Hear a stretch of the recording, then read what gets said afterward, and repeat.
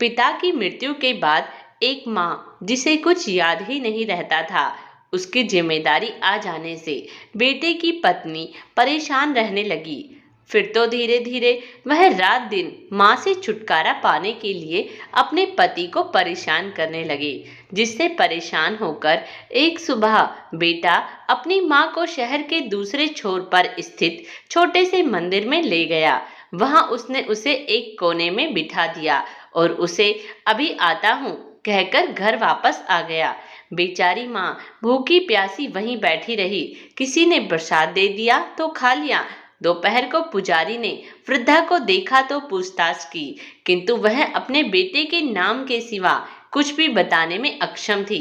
पुजारी ने और थोड़ी देर प्रतीक्षा की, किंतु कोई न आया तो उसने पुलिस को सूचित कर दिया।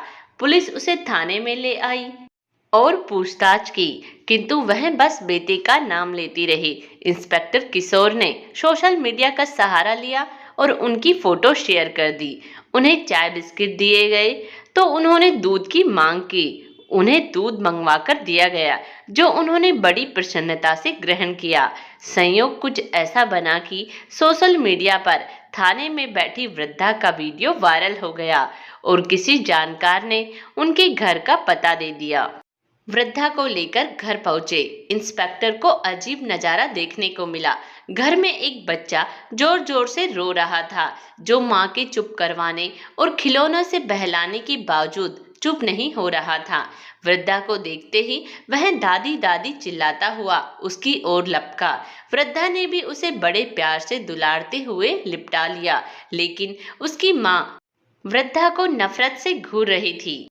वृद्धा की वापसी जैसे कि उसकी हैरत के लिए भी हैरत की बात थी।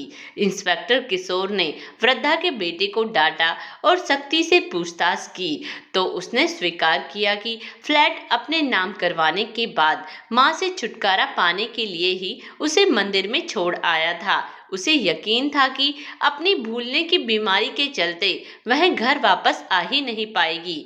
उसे तो बच्चे को दादी के लिए बिलखते देखकर अपने किए पर पछतावा हो रहा था, लेकिन उसकी पत्नी को नहीं।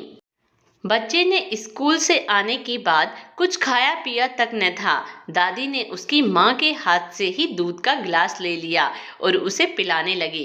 इंस्पेक्टर ने पति पत्नी दोनों के फोन नंबर्स ले लिए और रोज माँ से बात करवाने के लिए डराया। अभी तो मैं कोई एक्शन नहीं ले रहा, लेकिन अगर तुमने माँ का ख्याल नहीं रखा तो फिर कानूनी कार्रवाई के लिए तैयार रहना। मैं बहुत शर्मिंदा हूँ, अब आपको शिकायत का मौका नहीं मिलेगा। बेटे ने हाथ जोड़कर इंस्पेक्टर को आश्वस्त किया। माँ की भूलने की बीमारी लाख बुरी सही, लेकिन उसमें एक अच्छाई भी है। उन्हें तुम्हारा यह कुकृत्य भी याद नहीं रहेगा। घर से निकलते इंस्पेक्टर के शब्द बेटे का कलेजा छलनी कर गए। दोस्तों, आज की हमारी कहानी कैसी लगी कमेंट्स बॉक्स में जरूर बताइएगा और प्लीज हमारा चैनल सब्सक्राइब करें। धन्यवाद।